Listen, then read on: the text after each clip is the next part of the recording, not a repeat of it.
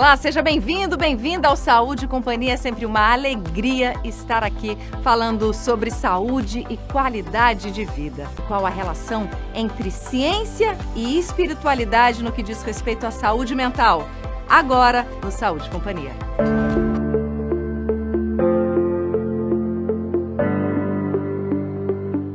Agora a gente vai falar sobre um tema que está ocupando muitos consultórios, a relação entre saúde mental e espiritualidade. Eu estou aqui com o Dr. Otávio Marques, que estuda esse assunto profundamente. Muito obrigada por participar aqui do Saúde e Companhia. Eu que agradeço imensamente, Michele. É um prazer enorme estar aqui com vocês.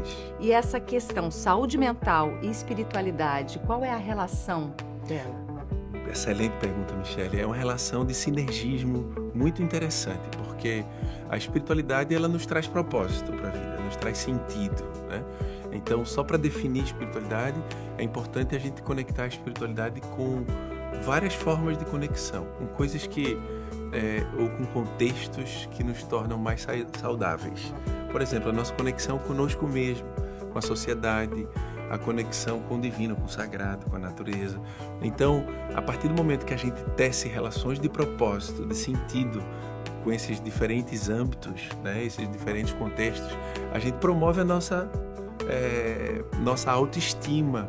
E promovendo a nossa autoestima, é como se fôssemos um avião que passássemos por turbulências nas nossas vidas, todos passamos por dificuldades, mas a gente passa a ter uma proteção, uma força interior maior que promove uma vida muito mais robusta para enfrentar os problemas e para aproveitar a vida também feliz, né? Que é o que todo mundo deseja, como dizia Dalai Lama no livro Uma Ética para o Novo Milênio. Todos nós desejamos ser felizes e não sofrer. É verdade, não sofrer vai ser difícil. Mas ser feliz, acho que é possível arrumar algum tipo de felicidade, algum nível de felicidade dentro do que nos cabe.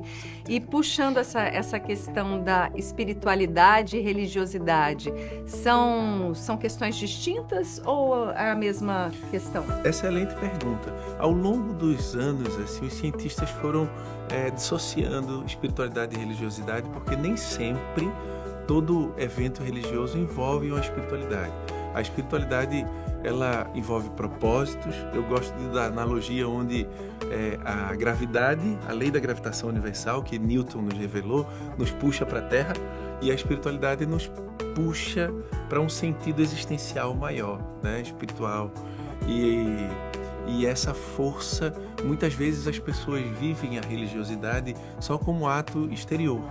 E quando isso acontece, o indivíduo sai do seu contexto religioso e ele não se conecta nem com ele, nem com a sociedade, nem com o propósito. Então, nem sempre ele encontra a espiritualidade. Muito embora muitos façam isso e encontrem a espiritualidade, né? Só que a espiritualidade você pode encontrar através da religião ou não, mas você também pode encontrar através da natureza, né? Quando você vai ao mar, quando você vai a uma lagoa, quando você vai para um ambiente onde você tem, eles chamam na ciência da espiritualidade de auê, que é esse bem-estar que você olha e você entra num êxtase assim, emocional de bem-estar, né? Ou quando você ajuda alguém, né? Ou quando você faz uma terapia que se conecta com você mesmo, com o seu eu. Tantas vezes a gente vive dissociado com aquilo que a gente realmente é, né? E é verdade que Jung, numa das últimas entrevistas dele, chegou a falar assim que ele não acreditava em Deus porque ele sabia que Deus existia e pronto. Era algo que não era nem questionável. Pois é, excelente pergunta, porque quando você acredita passa a ser algo de fé, mas eu costumo dizer para alguns amigos assim, olha para aquela parede ali, a parede verde, por exemplo. Eu digo, se eu disser para você que a parede é amarela, você vai dizer, não, Otávio, não é verde, eu estou vendo, eu estou sentindo. Então, Jung trabalhou ao longo das suas obras muito com a espiritualidade. Ele cita, por exemplo, só para citar um livro muito bom dele, que é A Prática da Psicoterapia, onde ele sumariza 30 anos das experiências psicológicas como terapeuta dele, com seus pacientes. Ele fala de A a Z, ele trabalha a questão da espiritualidade. Então, todo o tratado de Jung e suas obras, né, ele seria impossível ele não estar conectado com Deus por tudo que ele fez, né? E a ciência está cada vez mais conectando também essa ponta, né? Porque por um tempo a gente viveu ali ciência de um lado e espiritualidade de outro. Agora se fala em ciência e espiritualidade num curso, inclusive, né? Exatamente. Tem uma pós-graduação muito interessante aí para quem quiser participar sobre saúde mental integrativa, ciência e espiritualidade, porque durante a Idade Média ocorreram várias atrocidades históricas do processo da religiosidade. Então, os cientistas fizeram um grande movimento chamado a Revolução Científica do século XVII, que colocou o homem no centro do conhecimento, do desenvolvimento do conhecimento.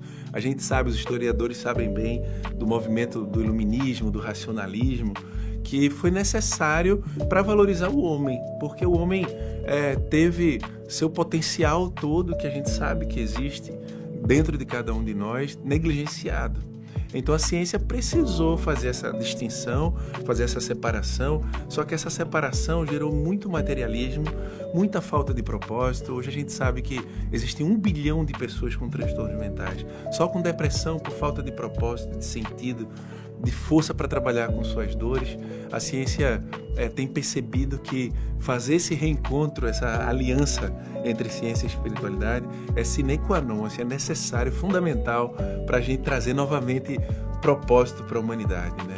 E para as pessoas que estão em casa nesse momento, ouvindo tudo isso, e elas falam, não, eu estou num processo de ansiedade, depressivo, estou com uma angústia e quero buscar um caminho. Qual seria esse caminho? Excelente pergunta. Olha, primeiro ponto, procure um especialista, um bom psicólogo com quem você se afinize. Existem várias linhas da psicologia, você precisa ver qual é a linha que melhor se adapta, desde a psicanálise até a psicologia transpessoal, né, que abrange aí as 4 forças da psicologia. Tem o behaviorismo, o humanismo, né, de Carl Rogers.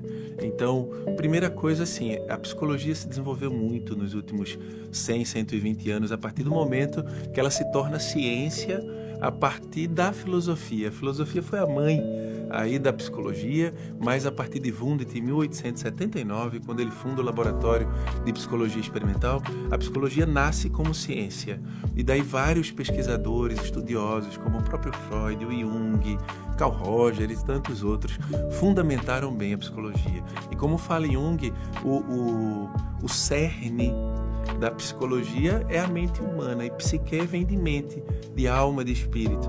Então, você comece pelo autoconhecimento, porque quando a gente se ama, se cuida através de uma reflexão com um bom profissional e com você mesmo através de práticas meditativas, de orações do jeito que você gostar, de contato com a natureza, a gente vai resgatando essa mente que entrou num processo de luta e fuga.